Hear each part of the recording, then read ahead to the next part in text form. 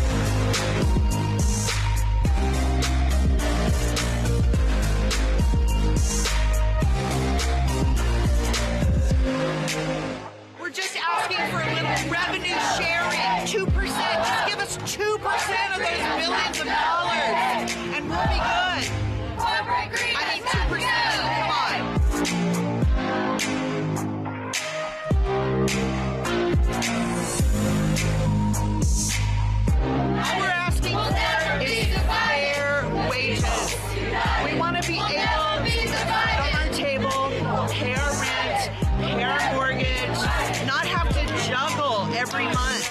It takes $26,000 of earnings to qualify for our health insurance. 86% of our members didn't make it. They didn't earn enough, and that's because we're not getting any piece of the pie. The jig is up.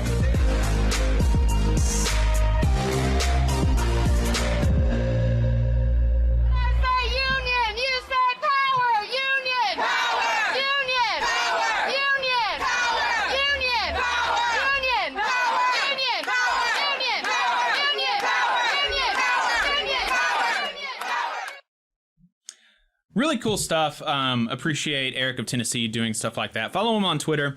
Really good stuff. And she, some of that's the interviewee, the president of the local union of SAG-AFTRA in Nashville, spoke to some of the issues and also emphasized the fact that is really not understood enough is that the majority of these people on strike are not people like Meryl Streep or George Clooney, Tom Cruise, these millionaires who are in their capacity as actors, they are workers and they are paid for the value that they create and bring to the table, right? But they are very, very highly compensated, and I think probably in a just society they would have more of that money redistributed. But nevertheless, they're workers and they're on strike, but the majority, the vast, vast majority of the people on strike are not in that position. And they're not even making from their acting gigs or from their writing gigs enough to make a living, and so they have to work part-time jobs in other places to really pursue this dream and to try to make it a reality, something that is sustainable, and that is just simply not understood enough. And that stat that she said is so important. 86% of SAG-AFTRA members make less than $26,000 a year. Okay, so these are people that are really, really hustling and grinding, not only working second and third and maybe fourth jobs, but also putting in so much unpaid labor. And in fact, even paying for labor in some cases, taking these acting classes and all that kind of stuff, but doing unpaid work just for quote unquote the experience or for bylines so that they can pad their, build up their resume. I have a friend here locally who she is an actor and has, ambitions of doing some producerial work and stuff like that.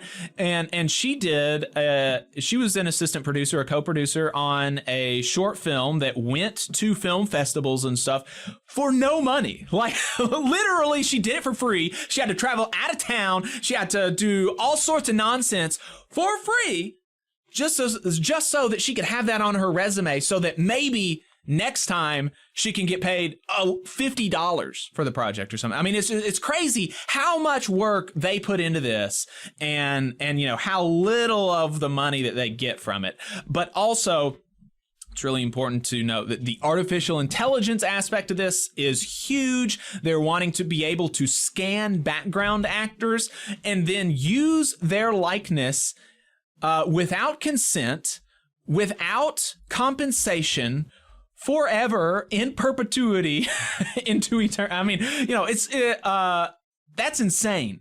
And that will cut out, that will make background actors almost irrelevant, which will therefore make it that much more difficult to break into bigger roles as an actor.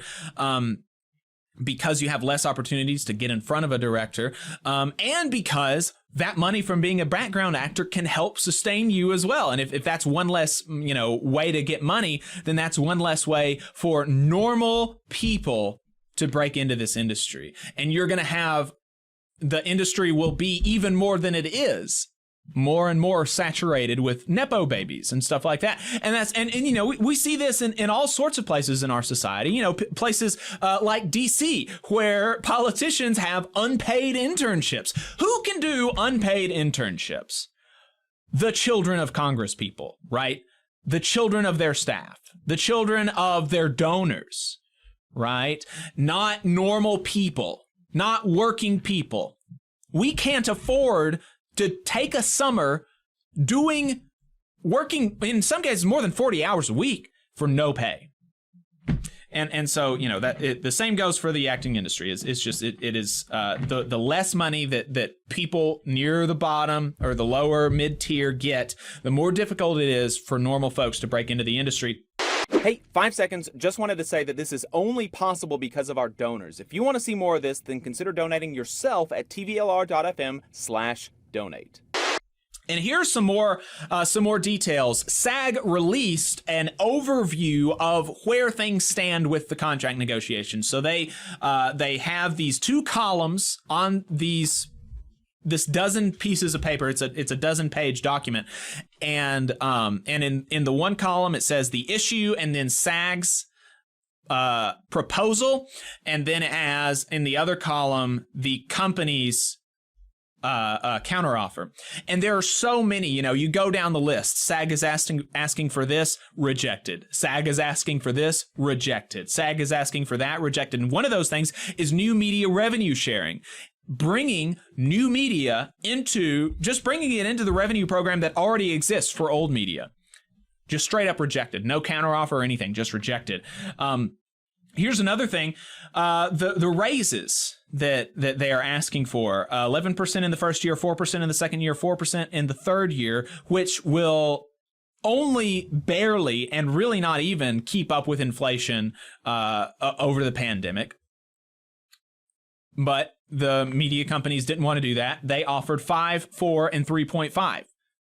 simply not enough to make up for inflation, and they'll be and under that contract, the actors would be making less than they did before the pandemic in real dollars.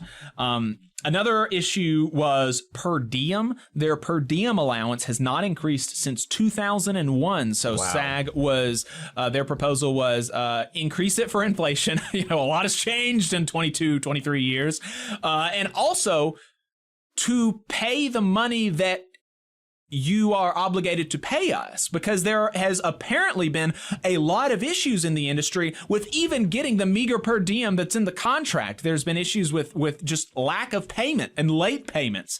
And so they said, okay, one, we want to increase it, and then also we want you to comply. The counteroffer was, we'll increase it, but not as much to inflation. So you're still going to be getting less for meals than you were in 2001. In real dollars. And also they didn't address the compliance issues. And so, the implication there is like, nah, we're just going to keep like screwing you over on these payments. And really, really crazy stuff. Certainly all solidarity with the actors and the writers. And here's hoping that they get a good contract. I think that this is one that's going to last a little while. So they have a good FAQ for people on their website how to support. So you can Google SAG strike FAQ and it'll take you there. Yeah, I'm glad you mentioned that, because I've seen a lot of people asking questions like, should I still go to the movies? Like, am I allowed to go see, the new Barbie movie or whatever? And it's my understanding that nobody has called for any sort of boycott like that. And so, that's totally cool. In fact, probably would be a good thing to support the work that's already out there. I've seen where Mark Ruffalo is talking about, maybe more actors can do independent works and just sort of, bypass the studios. Right. And I think that's interesting. And one of the things that SAG has done, in fact, is, and I think maybe you said this morning or you sent it to me, they have approved interim agreements with 24 independent film studios that are the terms that they're asking for from the major studios. And these independent studios are like, yeah, we can meet that. That's super reasonable. And so SAG actors are able to go work for these studios under the conditions that they're asking for from the bigger studios. And that's helpful in multiple ways. One, because it's helpful for the actors to have some amount of money. And also it's kind of prefigurative politics in a way. It's showing that what we're asking for is not unreasonable, and it is in fact so reasonable that much smaller studios are able to comply. So much smaller studios with much smaller resources and budgets that are able to do this, right? So it's not impossible. The studios have a tremendous amount of wealth, and they absolutely can afford to settle a fair contract. And I'm with you. Certainly extend my solidarity with the actors and writers, and I hope that they can lift each other up in this struggle. You just saw a clip from the Valley Labor Report. We are live every Saturday morning from 9:30 a.m. till 12:30 p.m. And we pride ourselves on keeping all of our content free to everybody so that we can talk to as many working folks as possible. If you support the work that we're doing, you think that it's important, you think that it's good, then consider making a monthly contribution to the project, and you can do that on our website, tvlr.fm.